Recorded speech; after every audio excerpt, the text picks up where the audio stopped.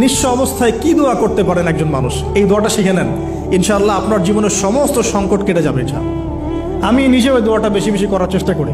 দোয়াটা হচ্ছে, মুসা আলাইহিস সালাম একটা গাছের নিচে হেলান দিয়ে বসলেন, বসে দেখলেন দুইজন মেয়ে দাঁড়িয়ে আছে দূরে, পানি নিতে পারছে না, লোকজন পানি নিয়ে যাচ্ছে, ওরা দাঁড়িয়ে আছে বেচারি। মুসা আলাইহিস সালাম গিয়ে বললেন, কি সমস্যা আপনাদের? এটা নিয়ে আপনারা আবার মেয়েদের সাথে কথা বলার চেষ্টা করেন, ঠিক আছে? তো মাহারাম গায়রে মাহারাম মেনে চলে। তারা বললেন যে আমাদের বাবা অনেক বৃদ্ধ মানুষ, আমরা পানি নিতে পারি না যতক্ষণ না আমাদের কম পানি নিয়ে চলে যায়। মুসা আলাইহিস সালাম তো একটু বললাম না, ফিজিক্যালি খুব স্ট্রং ছিলেন, থাকে না বডি বিল্ডার, সামনে গিয়ে কথা বলে সরো পানি নিতে দাও, তখন মানুষ একটু মূল্যায়ন করে না।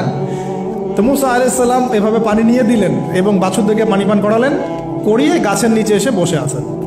বসে বসে তিনি দোয়া করছেন, এই যে দোয়াটা তিনি দোয়া করছেন, রব্বি, একটা নেক কাজ করলেন, নেক কাজ করলেন না, মানুষের উপকার করলেন, নেক কাজ করে এসে গাছের নিচে বসে দোয়া করছে, আল্লাহ এখানে তো আমার খাবার পানি বাসস্থান কিছুই নাই, আমি কি করব? রব্বি ইন্নি লিমা আনজালতা ইলাইয়া মিন খায়রিন ফাকির, রব্বি ইন্নি লিমা আনজালতা ইলাইয়া মিন খায়রিন ফাকির। আবার বলেন, রব্বি ইন্নি লিমা আনজালতা ইলাইয়া মিন খায়রিন ফাকির। অর্থ হচ্ছে, হে আল্লাহ, তুমি তোমার পক্ষ থেকে আমার উপরে যে নেয়ামতগুলো দিবে, আমি এর জন্য ফকির হয়ে বসে আছি। আল্লাহ অর্থ বুঝে পড়বেন ভাই, নামাজ রোজা হজ জাকাত যাই করেন আল্লাহর ওয়াস্তে অর্থ বুঝে পড়বেন। অর্থ বুঝে পড়লে আপনার ইবাদতের স্বাদ পাবেন, তৃপ্তি পাবেন, আল্লাহর সাথে কানেকশন হবে, আল্লাহর নূর পাবেন, মাআরিফত পাবেন, সত্য স্বপ্নও দেখবেন তখন ইনশাআল্লাহ। তখন শুয়ে শুয়ে সত্য স্বপ্ন দেখবেন ইনশাআল্লাহ। আল্লাহ পাক তৌফিক দান করে দেন। এবার আল্লাহ পাকের সাহায্য নেমে আসলো, ওই দুই মেয়ের মধ্যে একজন হেঁটে হেঁটে চলে আসে। এবার এই মেয়ের হাঁটা সম্পর্কেও কোরআন কথা বলেছে, সুবহানাল্লাহ। এই মেয়ে কিভাবে হেঁটে এসেছে এই হাঁটার বর্ণনাও কোরআন দিয়েছে। কোরআন বলেছে এই মেয়ে হেঁটে আসছে লাজুক পায়ে। কি পায়ে? এখন আপনি এই পুরো ওয়ার্ল্ডের মেয়েদের হাঁটা দেখেন, লজ্জা আছে? তাহলে মেয়েদের সাথে লজ্জা একটা গভীর সম্পর্ক আছে। এই মেয়ে প্রশংসা আল্লাহ পাক কোরআনে করলেন, লাজুক পায়ে লাজুক ভঙ্গিতে অবনত নয়নে সে হেঁটে আসলো। এখন আপনি কেলে যান, গো টু খেল, আপনাদের টুইন টাওয়ারে যান, দেখেন সবার হাঁটা চলা দেখেন। হায়া লজ্জার কোনো বালাই আছে এখানে? আমি গত লেকচারে বলেছিলাম যে আদম আলাইহিস সালাম এবং হাওয়া আলাইহিস সালাম, ইবলিস তাদের সাথে প্রথম যে আচরণ করেছে ওই ফল খাওয়ানোর পরে, সেটা কি? তাদের গা থেকে পোশাক খুলে পড়ে গেছে, মানে নগ্ন করে দিয়েছে আমাদের পিতামাতাকে, মহাবিশ্ব নগ্ন করে দিয়েছে কে? ইবলিস। তো এখন এই পৃথিবীতে আমরা যারা নগ্নতার চর্চা করছি, তার কার এজেন্ট আমরা বুঝতে বাকি আছে? আমার কথা কি বুঝতে পারছেন কিনা? এই কানেকশন মেলানোর চেষ্টা করেন, ডটসগুলো মেলানোর চেষ্টা করেন। সামনে যাই প্রিয় ভাই, এই মেয়ে এসে বলছে, আমার বাবা আপনাকে ডাকেন, আমার বাবা আপনাকে ডাকছেন। তিনি গেলেন, বাবা শুআয়ব আলাইহিস সালাম। তখন এক বোন ইনডাইরেক্টলি বাবাকে বোঝাচ্ছে যে বিয়ে শাদী দিলে ভালো হয়।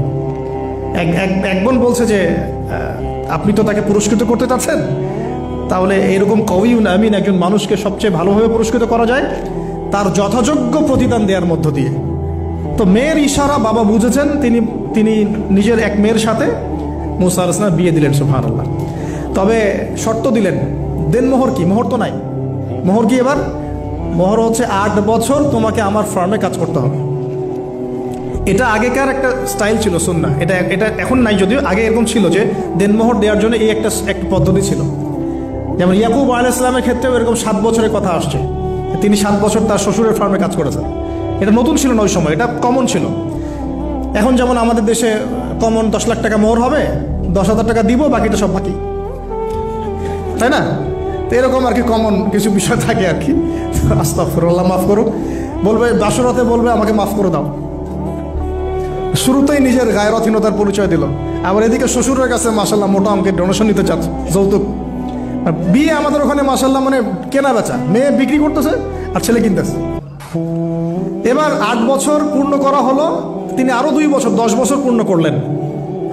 এই 10 বছরে মুসা আলাইহিস সালাম নববী পরিবেশ পেলেন, অভিভাবক পেলেন, স্ত্রী পেলেন, প্রেমময়ী সন্তান ইত্যাদি সবকিছু।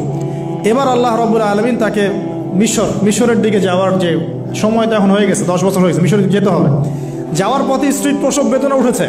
তখন মুসা আলাইহিস সালাম আগুন খুঁজছেন। আগুন কি খুঁজছেন ভাই?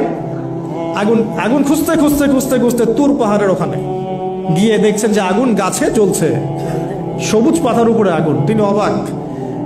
এই সময় আওয়াজ আসলো, বিসমিল্লাহির রহমানির রহিম, ইন্নী আনা রব্বুক ফাখলা'না আলাইক ইন্নাকা বিল ওয়াদিল মুকদ্দাস তুয়া।